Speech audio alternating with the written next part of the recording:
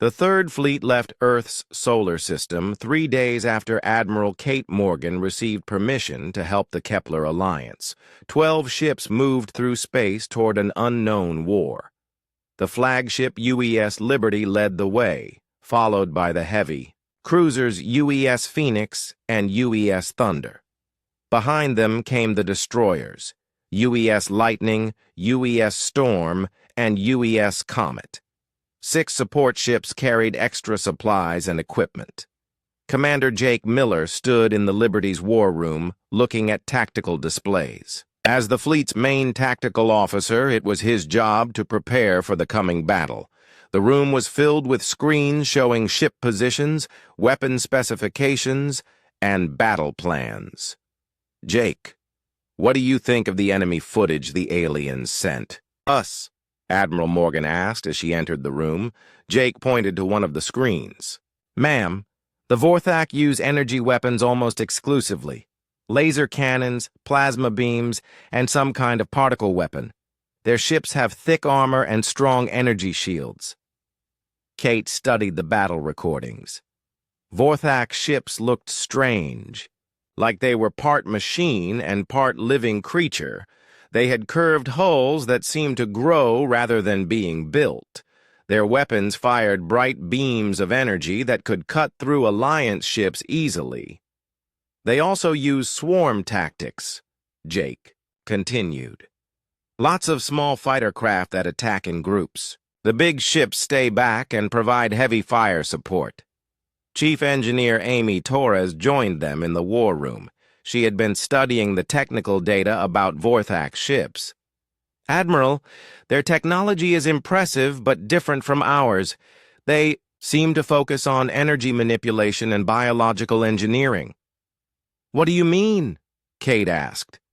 "Their ships appear to be grown rather than built," Amy explained. "The hulls can repair themselves if damaged, but this might also be a weakness. Biological systems can be disrupted in ways that pure machines cannot." Captain Luke Bennett entered the room carrying a data pad. "Ma'am, I've been reviewing the Alliance battle reports. The Vorthak have won every major engagement in the last year. They seem to prefer overwhelming force rather than clever tactics." Kate nodded. This was useful information. "What about their numbers?" "The Alliance estimates the Vorthak have over 1,000 ships total," Luke replied. "But they don't move them all together. They prefer to attack one system at a time with superior numbers." Lieutenant Sam Parker, the fleet's intelligence officer, had been analyzing patterns in Vorthak attacks. "Admiral, I think I see something interesting. The Vorthak always attack from the same direction, directly toward the main planet. They don't use flanking maneuvers or surprise attacks." "That's odd," Jake said. "Why would they be so predictable?" "Maybe they don't need to be clever," Amy suggested. "If you have bigger guns and stronger shields, you can just punch through enemy defenses." Kate walked around the table, thinking. Or maybe they've never fought an enemy that fights differently than they do. The Alliance species seem to use similar tactics to each other. Over the next few days, the human fleet traveled through hyperspace toward the war zone. The journey would take 2 weeks, giving them time to prepare and plan. Each ship's crew practiced battle drills and studied everything they could about their future enemies. On the UES Phoenix, Captain Ryan Clark worked with his weapons officers to modify their targeting systems. Human ships used railguns and kinetic weapons instead of the energy weapons that most alien species preferred. "Sir, our railguns fire solid projectiles at very high speed," reported Lieutenant Commander Sarah Mills. "These should behave very differently than energy weapons. The Vorthak shields might not stop them effectively." "Good thinking," Ryan replied. "Make sure all ships know about this. It could be our main advantage." Meanwhile, on the UES Thunder, Captain Lisa Brown was working with her navigation team to plan attack patterns. The Vorthak seem to expect enemies to approach directly. What if we don't do what they expect? Her pilot, Lieutenant Tony Garcia, looked at the star charts. Ma'am, human naval tactics often use speed and maneuverability.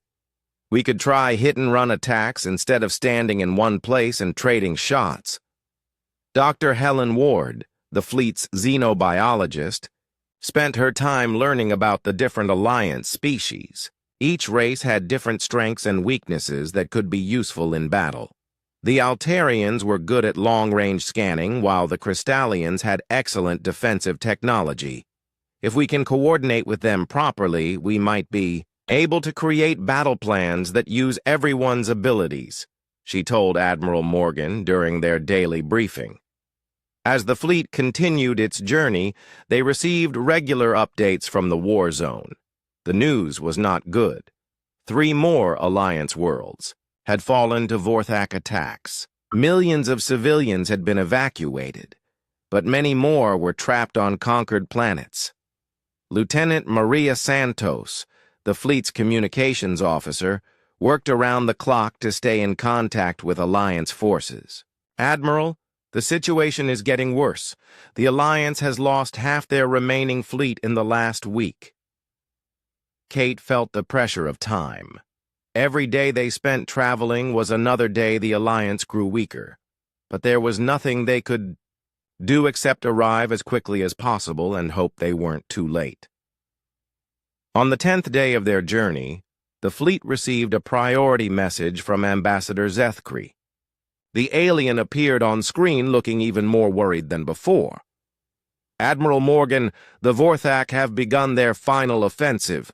They are moving toward our last stronghold with over 200 ships. We estimate they will arrive in 4 days. Can you reach us in time? Kate did quick calculations in her head. We'll be there in 3 days, Ambassador. Hold on. When the transmission ended, Kate called all ship captains for a video conference. Everyone, we're running out of time. The final battle will happen whether we're ready or not.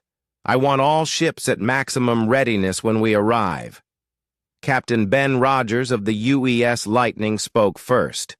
Ma'am, my ship is ready for combat. The crew has been drilling continuously. Same here, reported Captain Dan Cooper from the UES Comet. We've modified our weapons targeting to account for the enemy's shield technology.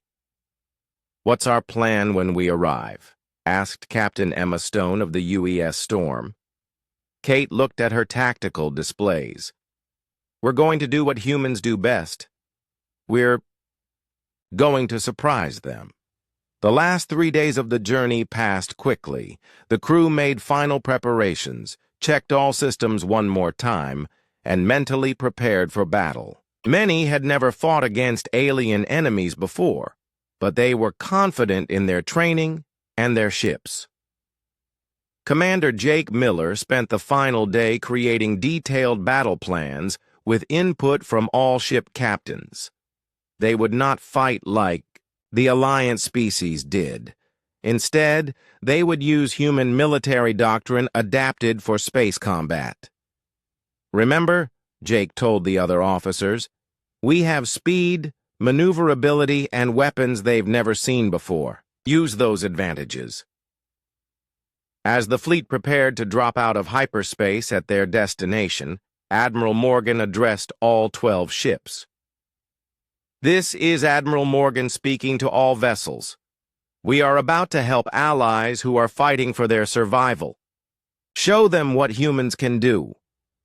The ships dropped out of hyperspace at the edge of the Epsilon Centauri system. Ahead of them lay a battle that would determine the fate of 7 species and change humanity's place in the galaxy forever. Admiral Kate Morgan sat in her command chair aboard the space station orbiting Earth. The morning reports showed nothing unusual.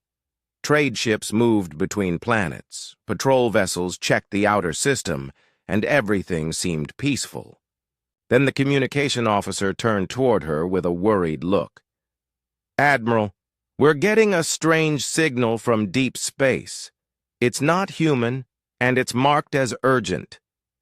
Kate stood up and walked to the main screen. "Put it through." The screen flickered and showed an alien face. The creature had blue skin, large eyes, and what looked like gills on its neck. When it spoke, the translator made its voice sound mechanical. "Greetings, humans of Earth. I am Ambassador Zethkri of the Altarian Republic. We are part of the Kepler Alliance, a group of 7 species who work together for peace. We need your help badly." Kate had heard of these aliens before. Earth had made contact with them 2 years ago, but there had been little communication since then. Most humans thought the aliens were just curious about Earth and nothing more. "We are fighting a war," the alien continued. "Our enemy is the Vorthak Empire. They are strong and have better weapons than us. We have been fighting for 3 years, but we are losing. They have taken 12 of our star systems. Millions of our people are dead." The alien's large eyes seemed to be pleading through the screen. Kate could see fear in them, even though the face was so different from human faces. "The Vorthak have more ships than us. Their weapons cut through our shields like they are made of paper. We have lost most of our fleet. Soon they will attack our last safe worlds. When that happens, all of our species will become slaves or die." Kate looked around the command center. Her officers were listening carefully. Some looked shocked, others seemed ready for action. "Why are you asking us for help?" Kate asked. "We've only had space travel for a short time. What can we do that you cannot?" "We have studied your species," Zethkri said. "Humans think differently than we do. You fight in ways we never considered. Your military history shows you can win battles even when the enemy is stronger. We offer you trade agreements, new technology, and rights to empty star systems if you help us." Kate thought about this. Earth had been looking for ways to expand into space. The government wanted more resources and new places for humans to live. But getting into a war with an unknown enemy was dangerous. "How long do we have to decide?" she asked. "The Vorthak will attack our main defense line in 1 month. If we cannot stop them there, everything is lost. Please, Admiral Morgan, you are our only hope." The transmission ended. The command center was quiet for a moment. Then Captain Luke Bennett stepped forward. He was Kate's second-in-command and usually gave good advice. "Admiral, this could be a trap," Luke said. "We don't know these aliens well. What if they are lying about this war? What if they want to use our ships for their own purposes?" Kate nodded. Luke was right to be careful. "What do you think, everyone?" Commander Jake Miller spoke up. He was the fleet's tactical officer and knew a lot about space combat. "Ma'am, if this alliance is real, helping them could be good for Earth. We would have 7 allied species instead of none. That's a strong position in this part of the galaxy. But we could also make enemies of this Vorthak Empire," Luke replied. "If they are as strong as the alien says, they might come after Earth next." Kate walked to the big window that showed Earth below. The blue and green planet looked so peaceful. It was hard to imagine that somewhere out there entire civilizations were fighting for their lives. "Get me the President on a secure line," she ordered. "And call together the Fleet Command Council. We need to discuss this properly." 2 hours later, Kate sat in a video conference with Earth's leaders. President Johnson looked tired, as he always did these days. The Secretary of Defense, General Patricia Hayes, seemed more interested in the military possibilities. "Admiral Morgan," the President said, "what's your recommendation?" "Sir, I think we should help them," Kate replied. "This is our chance to become a real power in space. If we stay on Earth and do nothing, we'll always be just a small planet that other species ignore." General Hayes agreed. Our intelligence reports show that humans do fight differently than most alien species we've met. We use tactics they don't expect. This could work in our favor." "What about the risks?" President Johnson asked. "There are always risks, sir," Kate said. "But if this alliance loses the war, the Vorthak Empire might come looking for new targets. Earth could be next anyway. At least this way we choose when and where to fight." The president was quiet for a long moment. Finally he spoke. "Admiral, you have permission to take the Third Fleet to help the Kepler Alliance, but be careful. Don't start a war that Earth can't finish." Kate felt excited and nervous at the same time. The Third Fleet was humanity's best fighting force. 12 ships with the newest weapons and the best crews.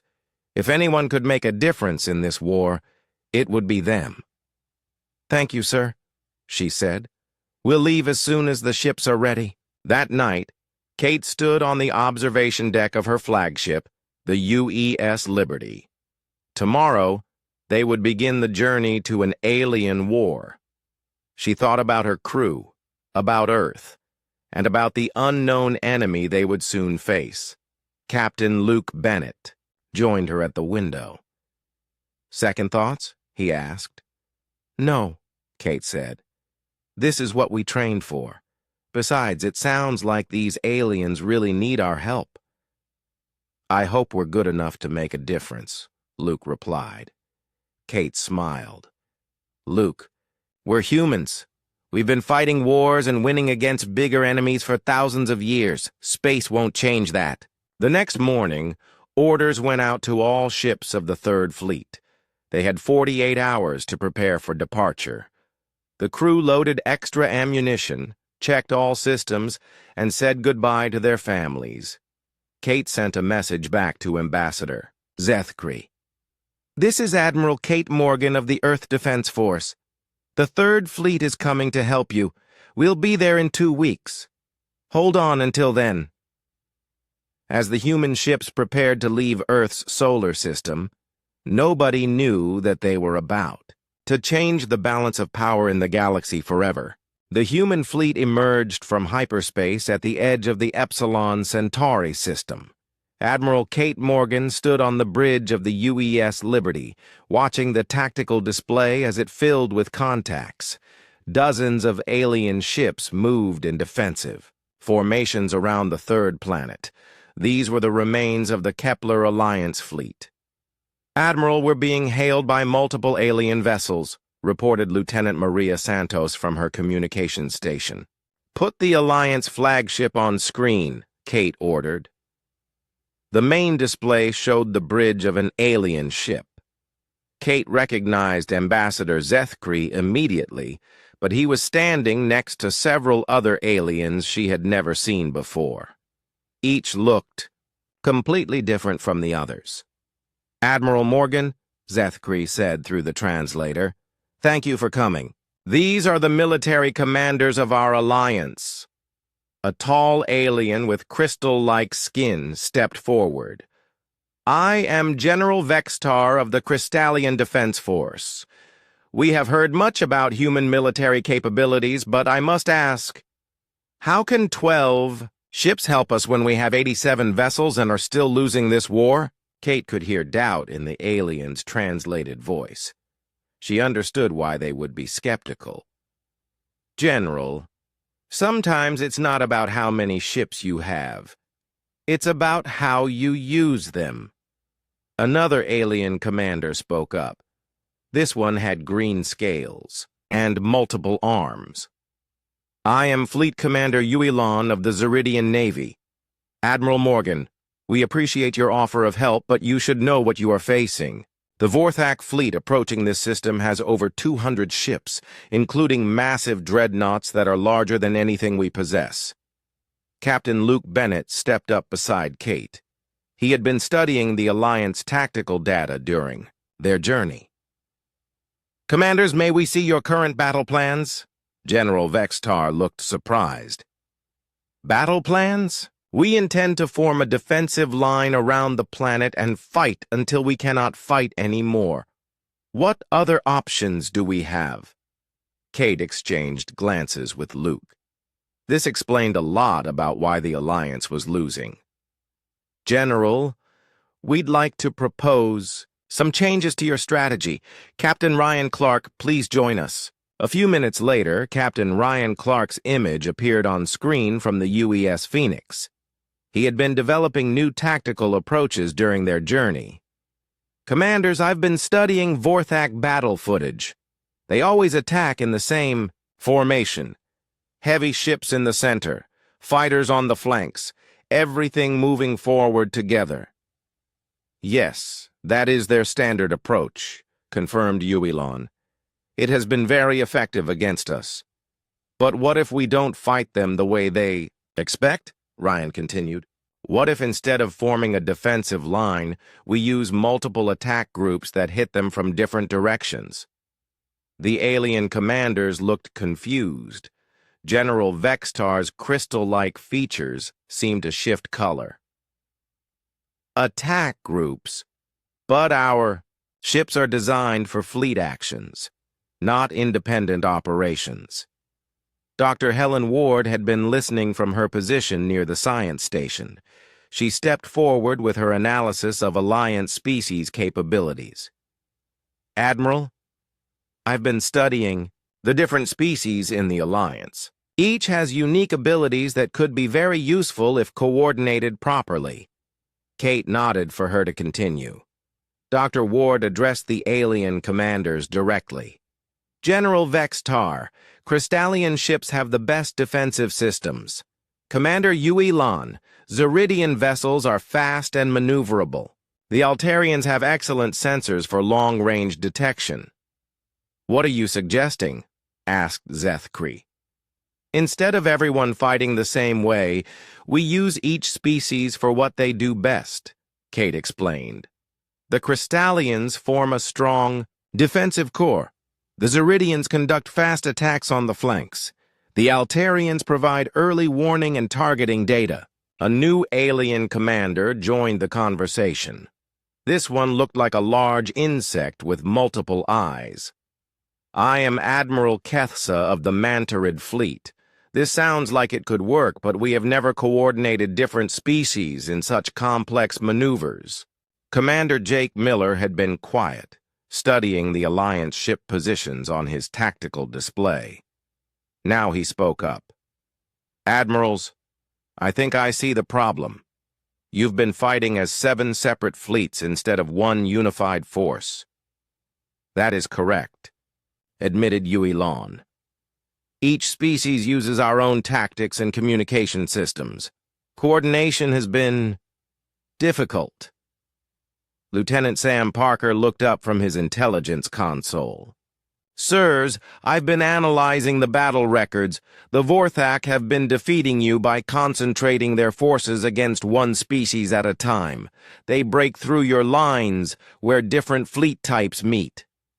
Kate walked closer to the screen so all the alien commanders could see her clearly. Commanders, we propose a joint operation. Human ships will integrate with your fleets to provide coordination and new tactical options. What makes you think this will work? Asked General Vextar. Captain Lisa Brown's voice came over the communication system from the UES Thunder. General, we've been fighting wars on Earth for thousands of years.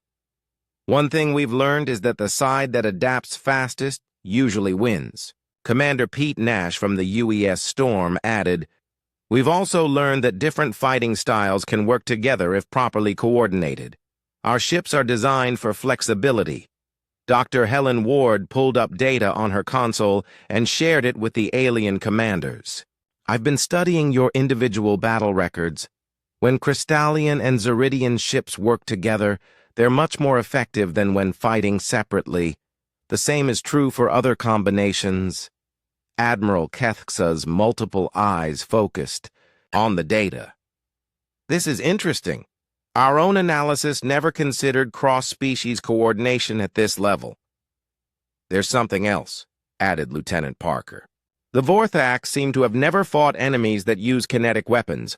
All of your species use energy-based systems. Human railguns and missile systems might be very effective against their defenses. Zethkri looked hopeful for the first time since the conversation began. Admiral Morgan, how quickly can we implement these changes? Our scouts report the Vorthak fleet will arrive within 18 hours.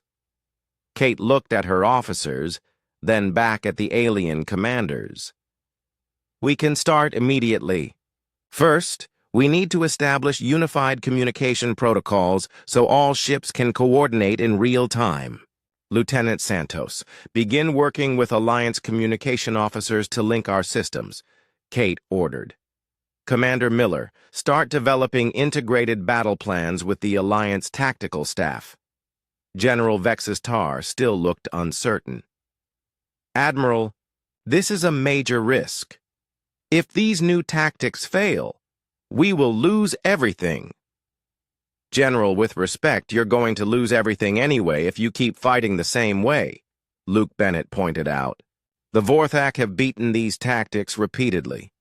Captain Ben Rogers joined the conversation from the UES Lightning. Commanders, human military history teaches us that desperate situations require bold actions. Sometimes you have to take risks to survive. Fleet Commander Uelon seemed to be considering the proposal. Admiral Morgan, what do you need from us to make this work? Trust, Kate replied simply. Trust that we can coordinate effectively, and trust that trying something new is better than certain defeat. The alien commanders looked at each other. Kate could see them having some kind of silent communication, probably through technology. Humans didn't understand yet. Finally, Zethkri spoke for all of them. Admiral Morgan, we accept your proposal. How do we begin? Kate smiled. Commander Miller, transmit the preliminary battle plans to all Alliance ships. Lieutenant Santos, establish communication links with every vessel in the system. Dr. Ward, work with Alliance medical staff to prepare for casualties. What about the political aspects? Asked Admiral Kethsa. If we survive this battle, what happens next? We'll figure that out after we win, Kate replied.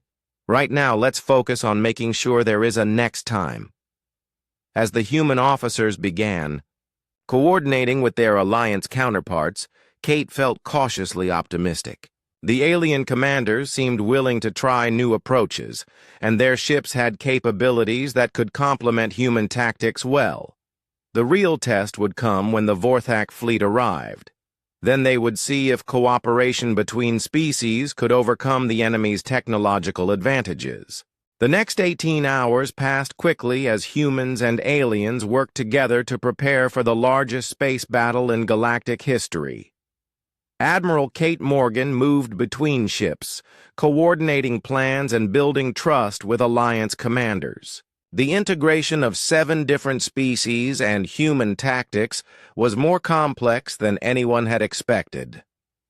Commander Pete Nash stood in the communication center of the UES Liberty, surrounded by screens showing ship positions throughout the system. He was working with Alliance technicians to create a unified command network that could coordinate 99 ships from 8 different species. The problem is that each species uses different communication protocols, explained Technol, a Altarian communications specialist. Crystallian ships use crystal-based quantum transmission, while Zeridian vessels rely on bio-neural networks. Pete studied the technical specifications on his screens. Can we create a translation matrix that converts all signals to a common format? It is possible, Technol replied, but there will be delays. Each translation takes time. How much time? Pete asked. Approximately 0.3 seconds for each message. Pete frowned. In space combat, 0.3 seconds could mean the difference between life and death. We need something faster. What if we pre-program common battle commands? Each ship gets a list of standard orders with immediate recognition codes. The alien technician's large eyes brightened. That could work. We create a limited vocabulary of essential commands that bypass the translation system. While Pete worked on communications, Commander Jake Miller was meeting with Alliance tactical officers aboard the Crystallian flagship. The war room was filled with representatives from all 7 Alliance species, plus human officers. The traditional Alliance strategy has been to form a defensive wall and exchange fire with attacking forces, explained General Vextar. Each species contributes ships to different sections of the line based on their capabilities. Jake looked at the tactical display showing previous battles. General, I can see why this hasn't worked against the Vorthak. They concentrate their fire on the weakest points and break through. What do you suggest instead? Asked Fleet Commander Yui Lan. Layered defense with mobile reserve forces, Jake replied. Instead of one solid line, we create multiple defensive zones. When the enemy breaks through the first layer, they face fresh ships in the second layer. Admiral Kethixa's multiple eyes focused on the new battle plan. This requires much more coordination than we are used to. Ships must move between positions during combat. That's where human vessels come in, Jake explained. We'll act as mobile coordinators, moving between alliance formations to provide real-time tactical updates and fill gaps in your lines. Captain Ryan Clark had been quiet during most of the discussion, studying enemy battle footage on a portable screen. Now he looked up with a concerned expression. Commanders, I think we're missing something important about Vorthak tactics. What do you mean? Asked General Vextar. Look at these battle recordings carefully, Ryan said, highlighting specific sections. The Vorthak don't just use overwhelming force. They study their enemies and adapt their tactics based on what works. Lieutenant Sam Parker joined the discussion via communication link from the UES Thunder. Captain Clark is right. I've been analyzing their attack patterns, and they've changed their approach 3 times during this war as they learned about Alliance capabilities. That means they'll adapt to our new tactics too, realized Yui Lan. Exactly, Jake agreed. So we need backup plans. If our first strategy doesn't work, we need to be ready to try something completely different. Dr. Helen Ward was working in the medical bay of the Alliance station, preparing for casualties. She was learning about alien biology from doctors, representing each species. The diversity was amazing and challenging. Human medical knowledge may not apply to other species, explained Dr. Yithara, a mantarid medical specialist. Our blood chemistry is completely different from yours. But trauma affects all living beings similarly, Helen replied. Damage to vital organs, blood loss, shock, these are universal problems. She was also studying psychological aspects of the different species. Doctor, how do your people react to stress and fear? This could affect combat performance.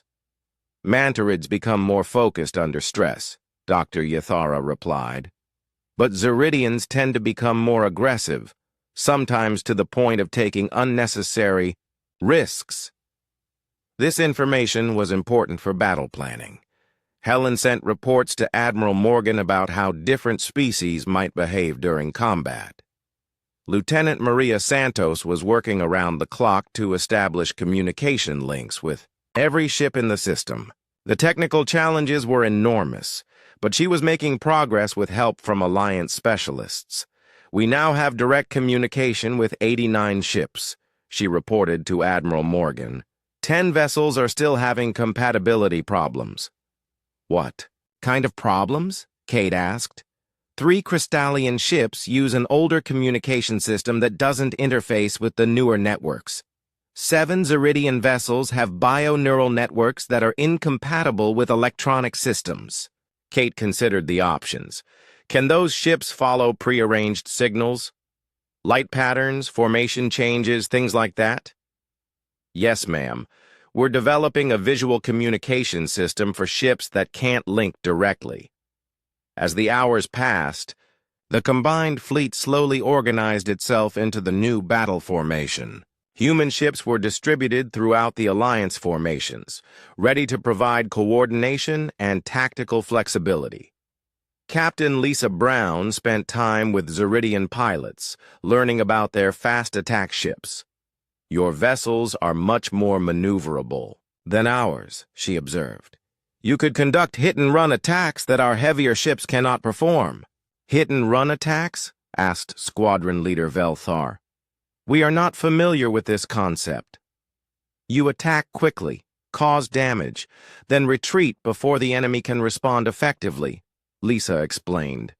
Then you attack again from a different direction. The Zeridian pilot's scales shifted color, which Lisa had learned indicated excitement. This sounds like hunting tactics. Yes, we could do this. Captain Dan Cooper was working with Crystallian defensive specialists aboard the UES. Comet! Your shield technology is impressive, he told Engineer Prime Zektor. Much stronger than our defensive systems. But your armor is interesting, Zektor replied. It does not use energy, so it cannot be overloaded like our shields. What if we combined them? Dan suggested. Crystallian shields to stop energy weapons, human armor to stop physical projectiles. An intriguing possibility. We could install shield generators on human ships if time permits. Admiral Morgan made one final tour of the fleet before the battle. She visited Alliance ships to meet crews and build confidence. Many aliens had never seen humans before, and she wanted them to trust their new allies.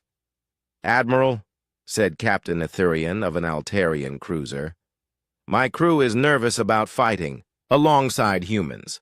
They have heard stories about human aggressiveness in combat. Kate smiled. Captain, we are aggressive when we need to be, but we're also protective of our allies. Your crew can trust us to watch their backs. On a Mantarid destroyer, Admiral Kethixa introduced Kate to the bridge crew. Admiral Morgan, these officers have questions about human tactical thinking. We understand that humans use deception in warfare, said Tactical Officer Hivrex. Is this true? Sometimes, Kate admitted.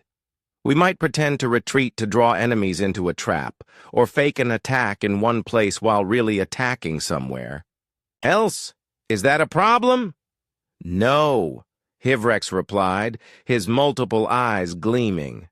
We find it interesting. As the final hours approached, the combined fleet was as ready as they could make it.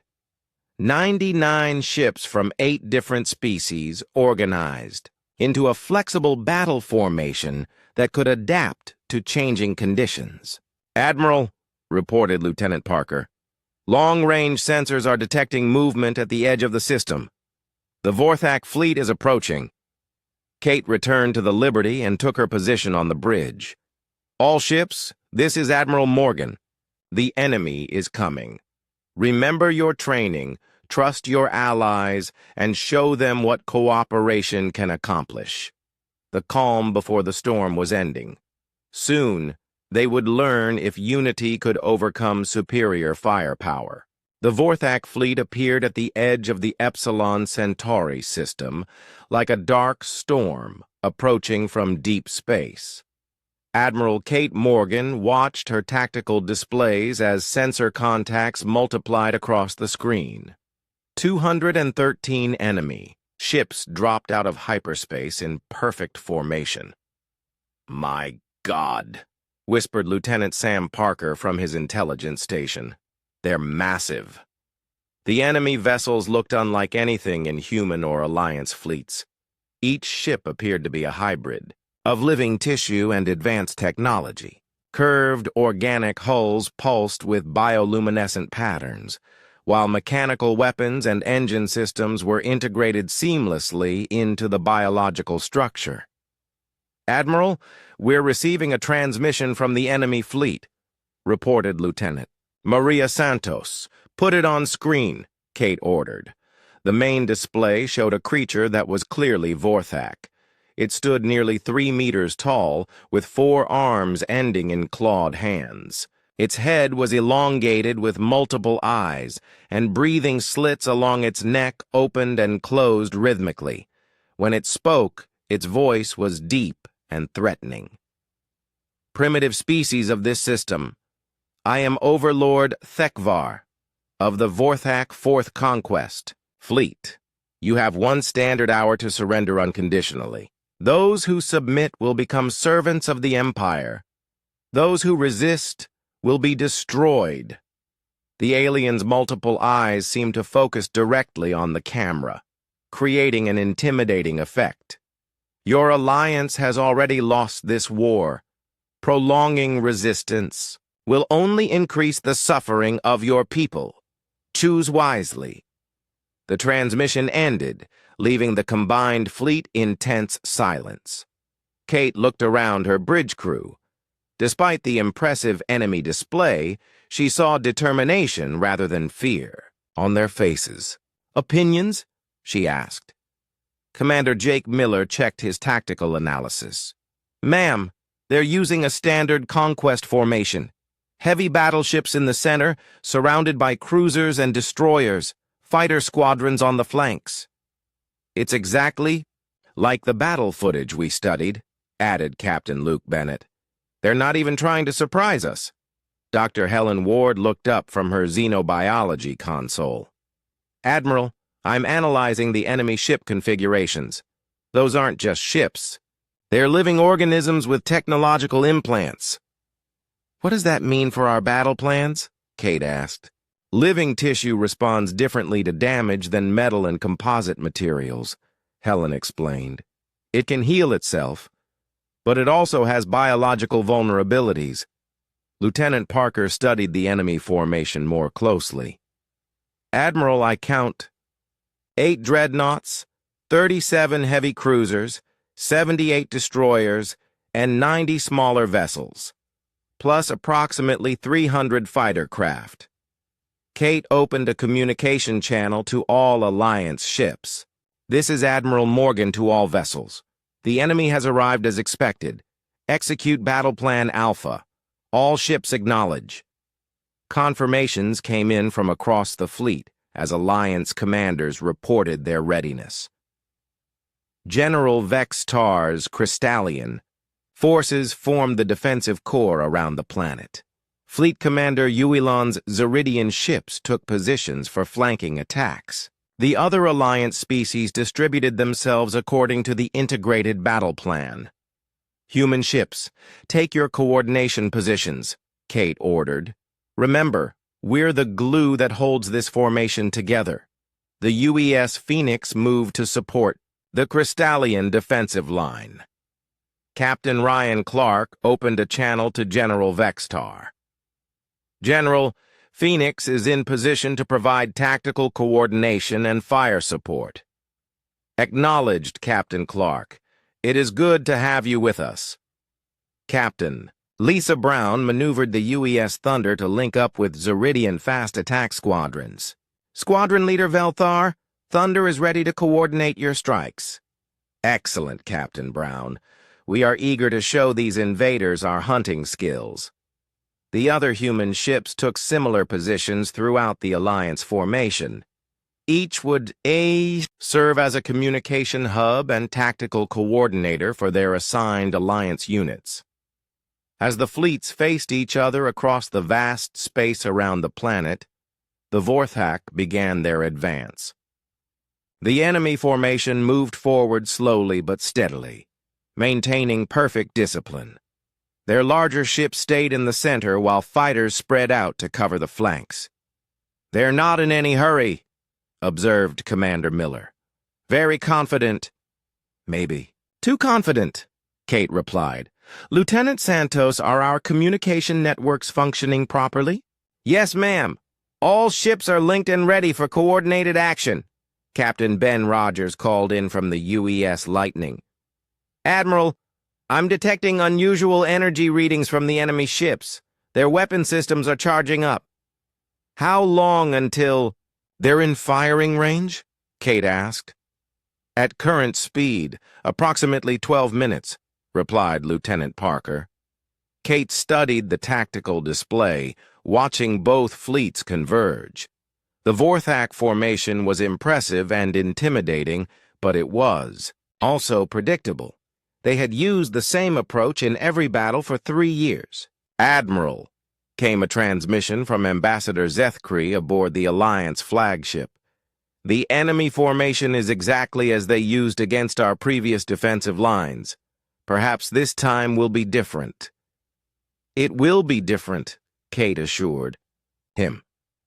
Because this time they're not just fighting the Alliance. The Vorthak fleet continued its methodical advance. Their ships moved in precise formation, each maintaining exact distance from its neighbors. It was an impressive display of discipline and coordination. Dr. Helen Ward continued analyzing the enemy vessels. Admiral, I'm seeing some interesting biological indicators. The ship's organic components seem to be connected to each other somehow, possibly a form of shared consciousness or neural network. Could that be disrupted? Asked Jake Miller. Possibly, but I'd need more data to determine how. As the enemy approached firing range, Kate noticed something about their weapon positioning. Jake, look at how their weapons are configured. All the main guns are pointing forward. That's standard for their tactics, Jake replied. Maximum firepower concentration for breaking through defensive lines. But what if we don't form a defensive line where they expect it?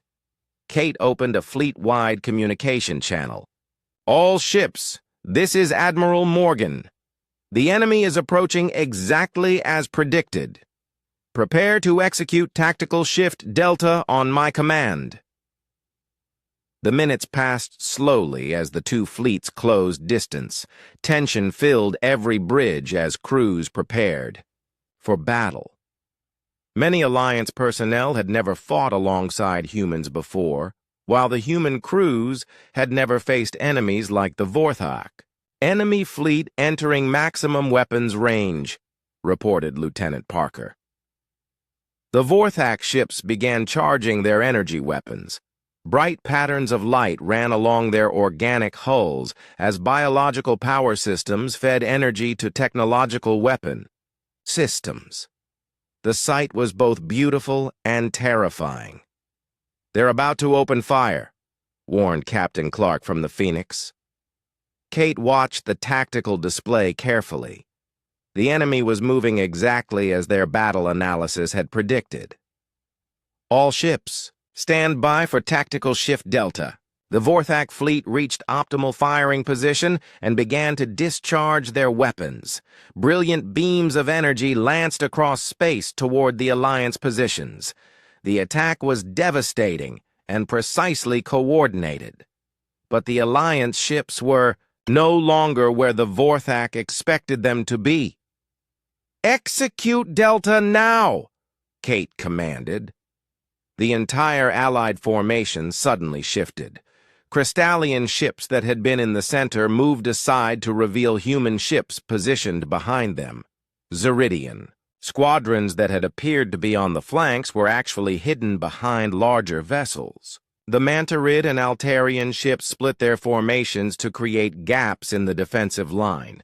The Vorthak energy barrage passed through empty space where Alliance ships had been moments before. Now they're confused, Kate said with satisfaction. Let's show them what humans can do. The real battle was about to begin. As the Vorthak energy weapons fired harmlessly into empty space, Admiral Kate Morgan revealed the secret that would change the course of the battle. For 3 years, the Alliance had fought the enemy using energy weapons against energy shields. But humans had developed something completely different. All human ships, reveal your true weapons, Kate commanded. Target enemy shield generators and command vessels. Fire when ready. Across the human fleet, weapon ports opened that the Alliance had never seen before. Instead of the familiar glow of energy weapons, these systems looked like simple metal. Tubes. But Lieutenant Sam Parker knew better. Admiral railgun systems are charged and ready, he reported from his tactical station. Phoenix, you have the first shot, Kate announced. Show them what kinetic weapons can do. Captain Ryan Clark had been waiting for this moment since they left Earth. Fire Railgun 1 at the enemy flagship. The UES Phoenix's main railgun fired, almost silently. There was no bright beam of energy, no visible projectile. Only a small puff of vaporized metal as the magnetic accelerator launched a tungsten rod at 15% of light speed. The projectile crossed the space between fleets in 0.3 seconds. Overlord Thekvar's flagship had shields designed to deflect, energy weapons, but they offered no protection against solid matter moving at relativistic speeds. The tungsten rod punched through the Vorthak flagship's shields as if they didn't exist. It penetrated the organic hull, passed through the command center, and exited the other side. The massive dreadnought shuddered as critical systems failed throughout the ship. Direct hit, reported Captain Clark. Enemy flagship is heavily damaged. The Vorthak fleet's response was immediate confusion. Their sensors had barely detected the attack, and their shields had not even attempted to intercept it. Overlord Thekvar's voice came over the communication system, speaking in his own language, with obvious anger and surprise. "Thunder, your turn," Kate ordered.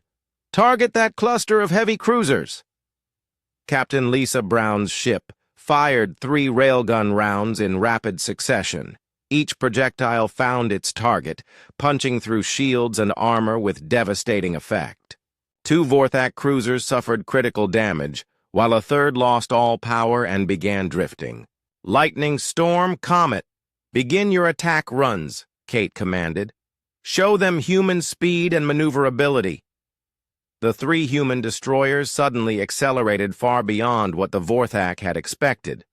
Alliance ships used steady, predictable movement patterns, but human vessels were designed for rapid acceleration and sharp turns. Captain Ben Rogers led the attack in the UES Lightning. His ship twisted and rolled through space, avoiding enemy fire while closing distance. "Launching kinetic missiles at enemy destroyer formation." Unlike the railgun projectiles, the missiles were visible on sensors as they accelerated toward their targets. But they moved much faster than any weapon the Vorthak had encountered before. The enemy destroyers tried to shoot down the incoming missiles with point defense weapons, but the kinetic warheads were small, fast, and numerous. Most reached their targets, exploding inside enemy ships rather than against their shields. Captain Dan Cooper's UES Comet followed a similar attack pattern, but focused on the enemy fighter squadrons. Deploying anti-fighter cluster rounds. The cluster rounds exploded at optimal distance from the Vorthak fighters, filling space with thousands of small projectiles. Enemy fighters designed to dodge energy beams had no defense against clouds of solid metal moving at high speed. Dr. Helen Ward watched the battle from her science station, analyzing how the enemy responded to kinetic weapons. "Admiral, their biological ships are trying to heal the damage, but kinetic impacts cause too much structural trauma for rapid repair." "What about their tactical response?" Kate asked.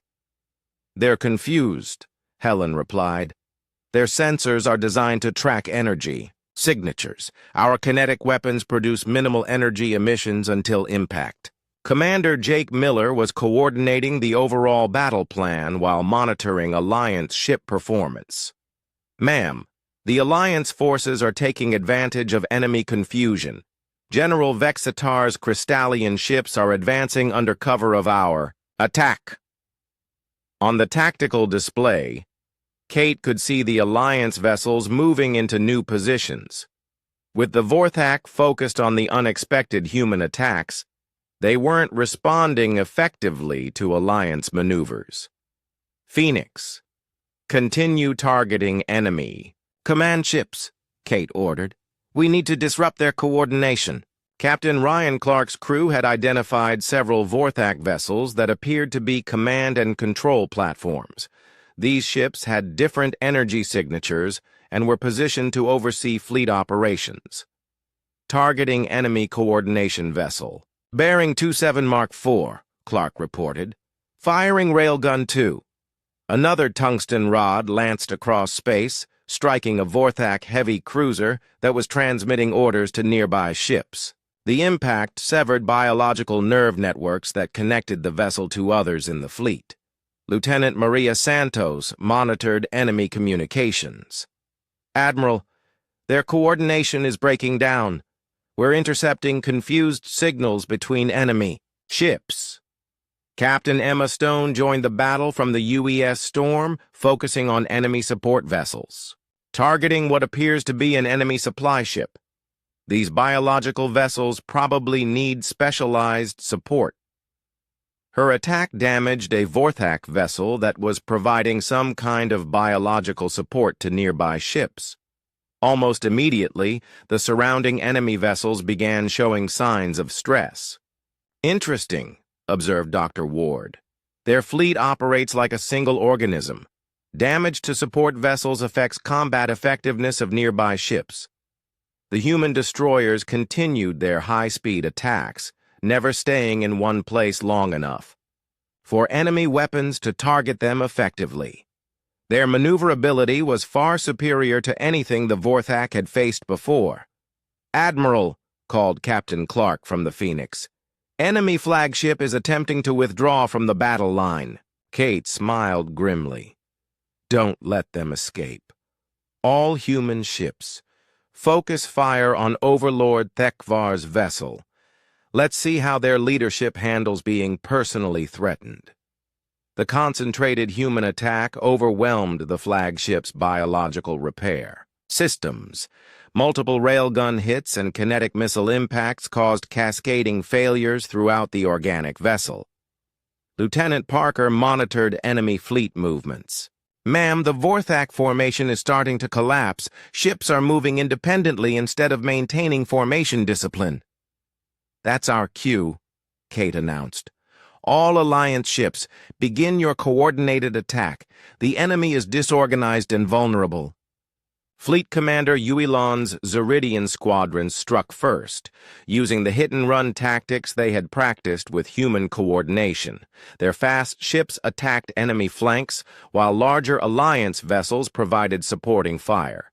General Vexitar's Crystallian ships advanced steadily, their powerful shields protecting them from enemy energy weapons, while their own guns targeted damaged Vorthak vessels. The other Alliance species followed their assigned roles in the coordinated battle plan. For the first time in 3 years, they were winning a major engagement against the Vorthak. Admiral, reported Jake Miller, enemy casualties are mounting rapidly.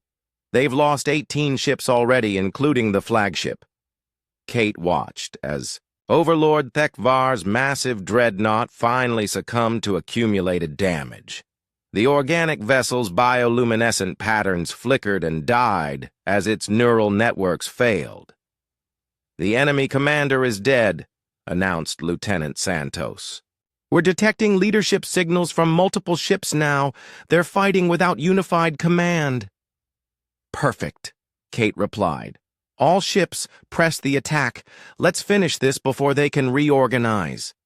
The battle that the Alliance had expected to lose was turning into a decisive victory. Human kinetic weapons had neutralized the Vorthak's primary advantages, while human tactical coordination had transformed Alliance ships into an effective fighting force. But Kate knew the war wasn't over yet. This was just the first battle, and The enemy would adapt their tactics for future engagements. For now, though, humanity had proven its worth as an ally and a military force. Admiral Kate Morgan stood on the bridge of the UES Liberty, watching as the Vorthak fleet fell into chaos around their destroyed flagship. The enemy had never faced kinetic weapons before, and their confusion was obvious. But Kate knew that desperate. Enemies could still be dangerous.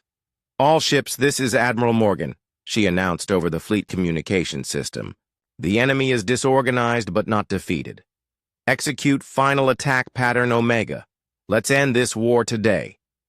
Commander Jake Miller pulled up the tactical display showing both fleets. The Vorthak still had over 150 ships remaining, but they were scattered and fighting without central coordination. Multiple enemy commanders were trying to take control, creating more confusion. "Ma'am, the enemy is attempting to regroup around their remaining dreadnoughts," Miller reported. 7 heavy command ships are trying to establish new formation." "Not if we stop them first," Kate replied. "Phoenix, Thunder, target those command ships. Don't let them organize a counterattack." Captain Ryan Clark responded immediately. Phoenix, targeting enemy dreadnought at bearing 18 Mark 7. Firing full railgun salvo. 4 tungsten rods fired simultaneously from the Phoenix's main weapons. The Vorthak dreadnought's organic hull tried to adapt to the incoming projectiles, but kinetic weapons moved too fast for biological defenses. All 4 rounds penetrated the enemy vessel's vital systems. Captain Lisa Brown's Thunder followed with her own attack. Thunder engaging enemy command cruiser. Launching kinetic missile spread. 12 missiles accelerated toward their target. At tremendous speed, the Vorthak ship's energy weapons tried to intercept them, but the missiles' solid construction made them much harder to destroy than energy-based attacks. 10 missiles reached their target, exploding throughout the enemy vessel's organic structure. The command cruiser lost power and began breaking apart as its biological support systems failed. "Lightning, Storm, Comet," Kate ordered. "Begin your speed runs. Hit everything that looks like a command ship." The 3 human destroyers accelerated to maximum velocity, racing through the scattered Vorthak formation. Their advanced maneuvering systems allowed them to change direction rapidly while maintaining high speed. Captain Ben Rogers led the attack in Lightning, engaging multiple targets, firing cluster rounds at enemy formation center. His weapons spread thousands of small projectiles through a group of Vorthak cruisers. The enemy ships, designed to fight other vessels one at a time, had no defense against such wide-area attacks. Captain Dan Cooper's Comet followed a different path, targeting what appeared to be Vorthak support vessels. Destroying enemy logistics ships, their biological fleet needs constant support. Dr. Helen Ward had been correct about Vorthak fleet operations. As support ships died, nearby combat vessels began showing signs of biological stress. Some even stopped fighting entirely as their organic systems began failing. "Admiral," reported Lieutenant Sam Parker, "enemy formation has completely collapsed. Individual ships are trying to escape the battle." Kate opened a channel to all Alliance. "Commanders, Alliance forces, begin your final assault. Don't let any enemy ships escape to warn the Vorthak Empire about our capabilities." General Vextar's Crystallian ships moved forward with their powerful shields protecting them from desperate enemy attacks. Their energy weapons, less effective than human kinetics against Vorthak defenses, were still deadly against damaged and disorganized targets. "Crystallian forces engaging scattered enemy units," Vextar reported. "Their shields are down and armor is compromised. We are achieving excellent results." Fleet Commander Yui Lan's Zeridian squadrons used their speed advantage to chase down fleeing enemy ships. Zeridian hunters pursuing escaping prey. None will reach hyperspace. The other Alliance species joined the pursuit, finally able to fight effectively against their former tormentors. Years of defeat were being repaid in minutes of overwhelming victory. Captain Emma Stone coordinated Alliance fighter squadrons from the storm. Enemy fighter craft are attempting to form defensive screens around their remaining capital ships. Alliance fighters, break those formations. The combined fighter attack was devastating. Alliance pilots, inspired by the sudden turn in their fortunes, fought with unprecedented skill and determination. Enemy fighters that had dominated space battles for 3 years were being systematically destroyed. "Admiral," called Captain Clark from the Phoenix, "I'm tracking approximately 30 enemy ships trying to reach the hyperspace jump point." "Don't let them escape," Kate ordered. "All ships with long-range capability target those fleeing vessels."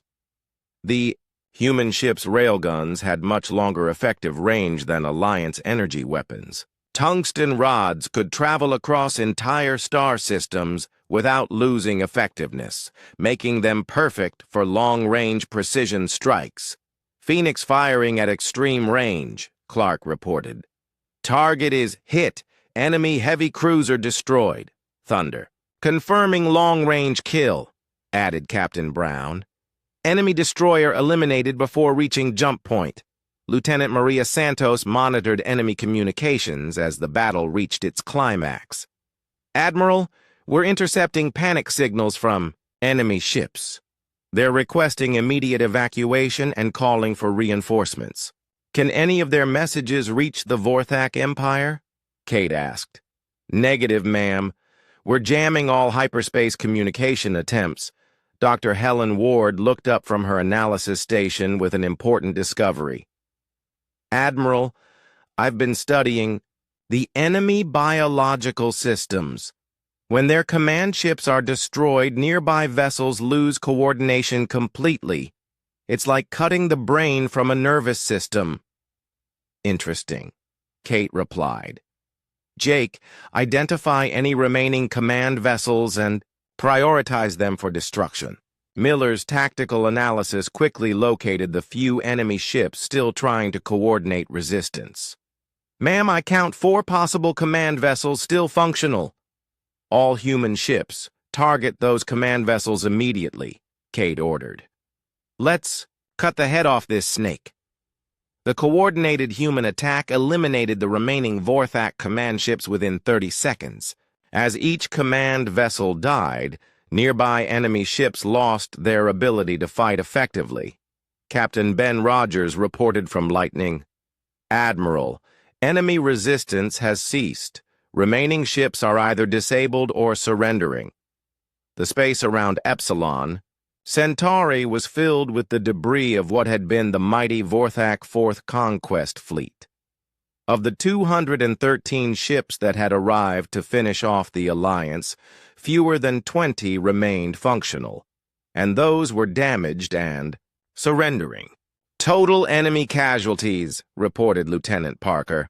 193 ships destroyed or disabled. Alliance casualties, 14 ships damaged, 3 destroyed. Human casualties, minor damage to Storm and Comet, no ships lost.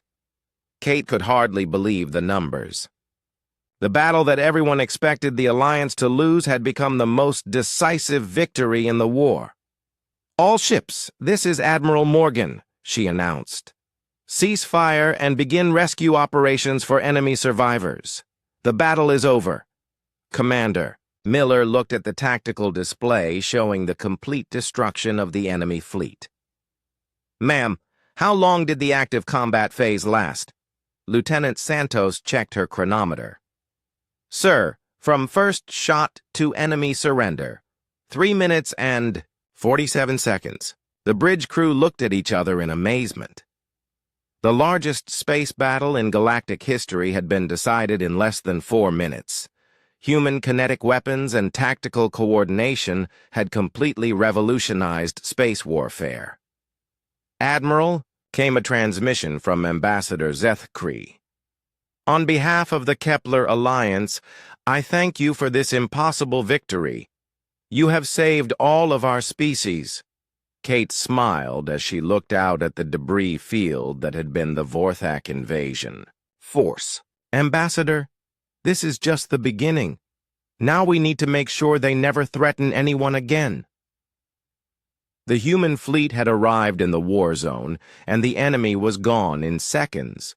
But more importantly, humanity had established itself as a major galactic power and proven that cooperation between species could overcome any threat. 3 hours after the battle ended, Admiral Kate Morgan stood in the observation lounge of the UES Liberty, looking out at the debris field that had once been the mighty Vorthak invasion fleet. Pieces of organic hull material drifted past the windows, some still glowing faintly with dying bioluminescence. The silence in space was profound, but the communication channels were busy with activity. Rescue ships from both human and Alliance fleets moved through the wreckage, searching for survivors. Kate had insisted on following human military tradition by offering aid to defeated enemies. "Admiral," reported Captain Emma Stone from the U.S. Storm, "we've rescued 43 Vorthak survivors so far. Dr. Ward is working with Alliance medical teams to treat their injuries." Kate nodded approvingly. "Good work, Captain. Make sure they understand we're treating them according to human military conventions. They're prisoners of war, not slaves." Dr. Helen Ward's voice came over the communication system from the medical bay. "Admiral, the Vorthak prisoners are surprised by our medical treatment. According to my translator, they expected to be executed or tortured." "What are you telling them?" Kate asked. "That humans have rules about treating prisoners with dignity. I think this concept is new to them." Commander Jake Miller approached with a data pad containing preliminary battle analysis. "Ma'am, the tactical data from this engagement is remarkable. Our kinetic weapons were 96% effective against Vorthak defenses. And their energy weapons against our defenses?" Kate asked. "Only 38% effective. Their targeting systems were calibrated for energy-based warfare. They had trouble tracking our ships during high-speed maneuvers." Lieutenant Sam Parker joined the conversation. "Admiral, we've been analyzing enemy communication intercepts from the battle. The Vorthak had never encountered kinetic weapons in space combat before. Their entire military doctrine was based on energy weapon exchanges." Kate studied the battle reports while watching rescue operations continue outside. The victory had been more complete than anyone had dared hope, but she knew this was just the beginning of larger changes in galactic politics. "Admiral Morgan," came a transmission from the Alliance flagship. "This is Ambassador Zethkri. The Alliance Council requests your presence for an emergency meeting." "On my way," Kate replied. An hour later, Kate sat in the council chamber aboard the Altarian flagship, surrounded by the leaders of 7 different alien species. The atmosphere was very different from their first meeting. Instead of desperation, she saw hope and excitement. "Admiral Morgan," began General Vex's Tar, "the Crystallian Defense Force formally requests a permanent military alliance with humanity. We wish to learn your tactical methods and share our defensive technologies." Fleet Commander Yuilon of the Zeridians agreed enthusiastically. "The Zeridian Navy also requests alliance. Your coordination methods improved our combat effectiveness by over 300%. Admiral Kethxa's multiple eyes focused on Kate. "The Mantarid fleet offers exclusive trade agreements for access to your kinetic weapon technology. Other Alliance commanders made similar offers." Kate listened carefully, understanding that these decisions would affect humanity's future in space for generations. "Commanders," Kate said finally, "Earth appreciates your offers. But before we discuss alliances, we need to address the immediate situation. This victory was decisive, but the Vorthak Empire still exists. Ambassador Zethkri displayed a star chart showing Vorthak territory. Admiral, the Empire controls over 50 star systems. This was their fourth conquest fleet. They have at least 3 more fleets of similar size. But now they know about human capabilities, pointed out General Vextar. They will adapt their tactics and develop countermeasures. Kate had been thinking about this problem since the battle ended. That's why we need to act quickly. If we give them time to adapt, our advantages will be reduced. What do you propose? Asked Fleet Commander Yui Lon. A joint offensive, Kate replied. Human ships providing kinetic weapons and tactical coordination, Alliance forces contributing their specialized capabilities. We attack multiple Vorthak systems simultaneously before they can develop effective countermeasures. The alien commanders looked at each other with expressions Kate was learning to read. Excitement mixed with caution. Such an offensive would require unprecedented cooperation between our species, observed Admiral Kethka. Yes, it would, Kate agreed. But today's battle proved that cooperation works. Human and Alliance forces fighting together are stronger than either could be alone. Dr. Helen Ward's voice came over the communication system. Admiral, I have some interesting information about Vorthak biology that might be relevant to these discussions. Go ahead, Doctor. The prisoners have been talking about their empire's structure. It appears that Vorthak society is organized around biological unity. Individual ships, fleets, and even star systems are connected through organic neural networks. What does that mean for military strategy? Asked General Vextar.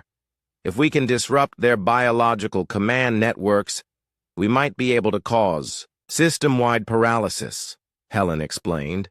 Human kinetic weapons seem particularly effective at severing these biological connections. Kate felt a surge of excitement.